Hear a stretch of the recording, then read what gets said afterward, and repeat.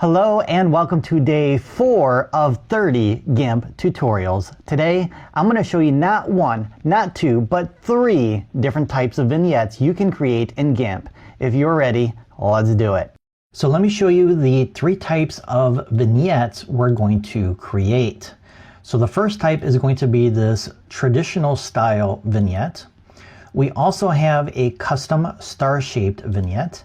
And then we have an old school retro vignette with a red color and what appears to be grain along the edges. This one's going to be awesome. So let's go ahead and open up an image and create our traditional style vignette. If you want to use this same image, you can download it for free from the link in the description below. Let's go ahead and start off by creating a new layer. Go ahead and click right here. And I'm going to name it Traditional Vignette. I'm going to fill it with the foreground color, which is currently set to black. So make sure you have black set to the foreground color and click OK, and it fills it with black. Now let's add a layer mask by clicking right here. Make sure you have white selected and click Add. So nothing has happened yet because white adds and black removes. So when I paint black on the layer mask, it's going to act as an eraser on the black canvas here, and it's going to reveal the image below. So let me show you how this works. We're going to grab our gradient tool, which is grouped together with my bucket fill tool. So if you right click on the bucket fill tool, it'll show you this pop-up menu, and then you can choose gradient from here, or just use the keyboard shortcut, which is the letter G.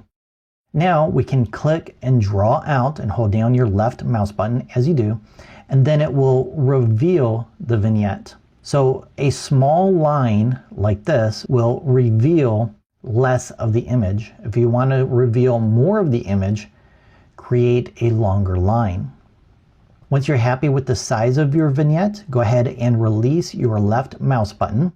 And then if you take a look at your layer mask, you can see where black has been applied, and it actually goes from black in the center here, or where I clicked, and gradually goes from black to gray to white, which is the gradient effect. And that's revealing the image below because black removes. Now at this point, I really don't like the vignette. It's a little bit too dark along the edges. So to fix that, we can drop the opacity down to our liking. So maybe something like that. All right, I'm going to go ahead and click here to hide that layer. And now I'm going to show you the custom star shape.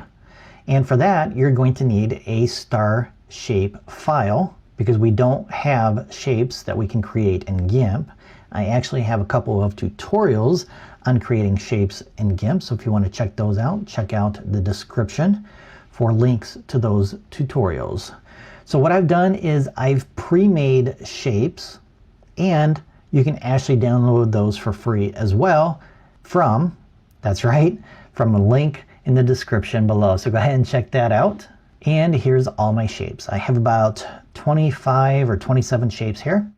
I have my 5-point star here. I'm going to click and drag that over my canvas. Once I release, it will open up as a new layer, which you can see right here. The next thing I need to do is I need to increase the layer boundary size because the height of the layer boundary stops right here, and it's not going to give me the vignetting that I want until I increase it. So let's go to Layer and select Layer to Image Size to adjust the layer boundary to the size of our image. Now the one thing that did was it cropped off these 2 points on the left and right side, and I can't get those back if I try to resize. So if you want to have these points inside of the image as well, you will do the layer boundary size after you scale it with Shift+S, or if you come up here to your toolbar and right click, you can select Scale from here. I don't mind it like that for this because it's just a vignette, so I'm going to go ahead and leave it like that. All right, let's make a selection of our star. We're going to come over to our star layer here on our layer panel, right click and select Alpha to Selection. That's going to apply a selection around our shape automatically. And now we need to fill that in with a color, but first let's come over here and create a new layer. I'm going to call it Star Vignette. And let's fill it with transparency. Click OK. We can hide this star layer. We don't need it any longer. We're going to come over here now, click right here on the foreground color to choose a color to fill it with. You can either choose from here or the slider here, or if you want to use a color from the image, you can click right here to get the eyedropper tool, and then you can sample a color from the image. That's a little bit too dark, so I'm going to go ahead and try that one more time. I want a lighter green color, actually a little darker. I'm going to go right there. Go ahead and click OK. We're going to come up here and right click on our gradient tool so we can get our bucket fill tool, or use Shift+B. And now click on the outside of the star here to fill it in.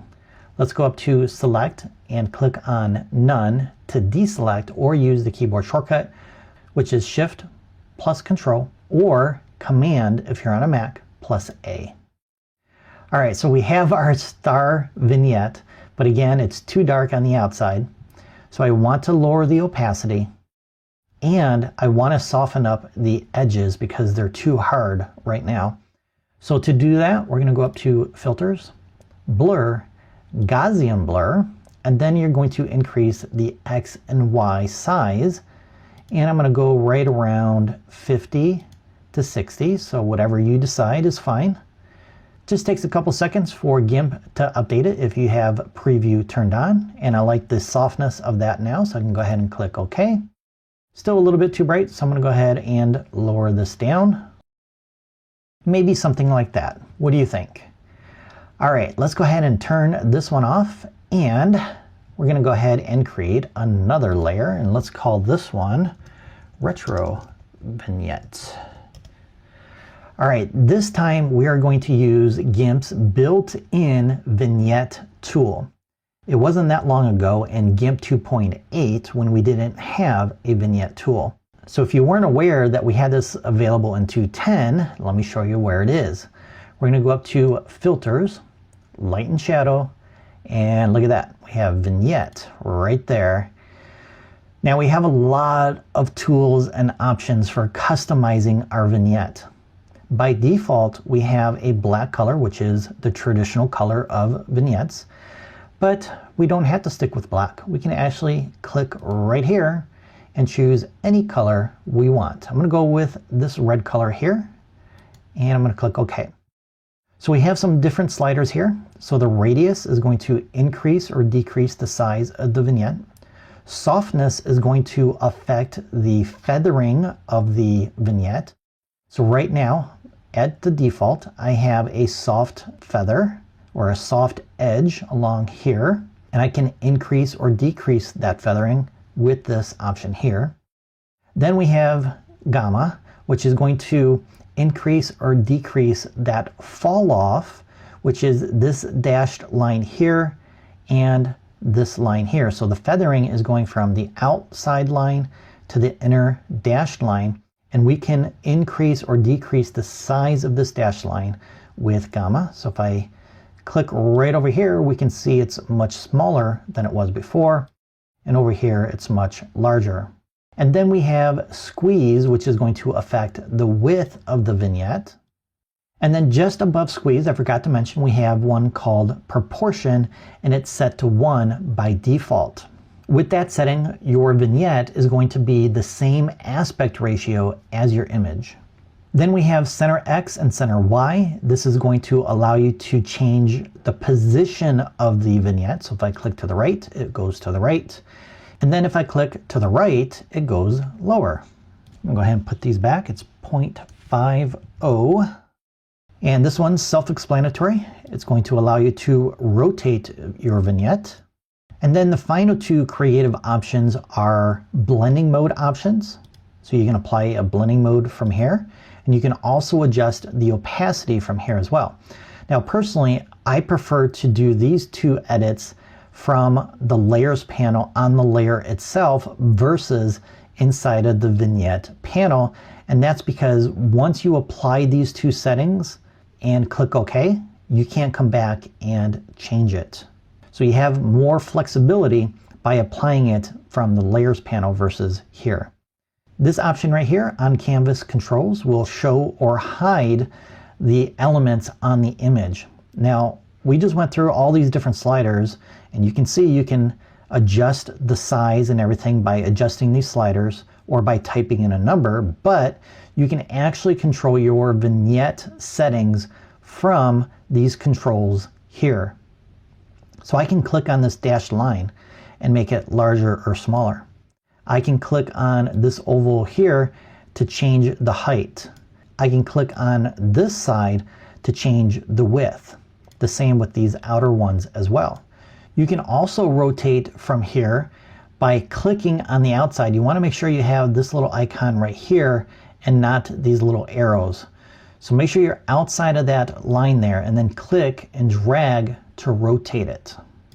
Now my color is a little different than it was a second ago, and that's because GIMP crashed on me and I had to reload GIMP. Alright, so once you're happy with your settings, go ahead and click OK. Next, I'm going to drop the opacity down to around 60. And then to add the grain, we're going to go up to Mode here and select Dissolve. How cool is that? I love it. Alright, next up, check out that playlist to your left. Subscribe if you haven't done so already. Thanks for listening and have an awesome day.